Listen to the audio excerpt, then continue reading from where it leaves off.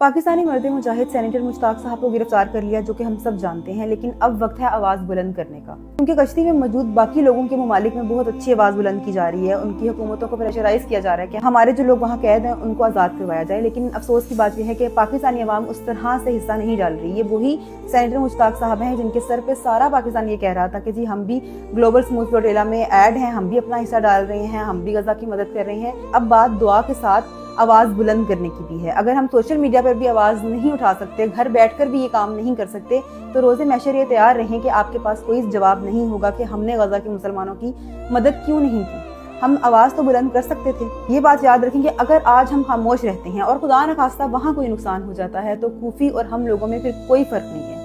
हम लोग जब कहते थे ना कि हज़रत हुसैन का साथ इस तरह नहीं दिया, तो आज उसी तरह तरीक दोहराई जा रही है। अपनी पावर होने के बावजूद अगर खुदा न खास्ता सेनेटर मुश्ताक साहब को कोई नुकसान होता है, तो फिर इस चीज़ का कोई फ़ायदा ही नहीं है। फिर खुद को ये ना कहें कि जी हम बहुत पावर में हैं, हम फलां हैं। अपनी हुकूमत से भी गुजारिश करूँगी कि सेनेटर मुश्ताक साहब और बाकी जो लोग कश्ती में सवार हैं, उन सब की एक तो हिफाजत भी की जाए और दूसरा उनसे दो टोक बात की जाए कि हमारे लोगों को फिलफौर रिहाई दी जाए। जैसे कोरिया ने कहा है कि 24 घंटे में हमारी खातून को रिलीज़ करें जी।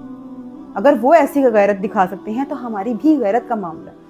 अगर गैर मुस्लिम इतनी गैरत दिखा सकते हैं तो हम तो फिर मुसलमान हैं और जा भी मुसलमानों की मदद के लिए रहें। तो आप सबसे गुजारिश है कि जितना हो सकता है आवाज़ को बुलंद करें।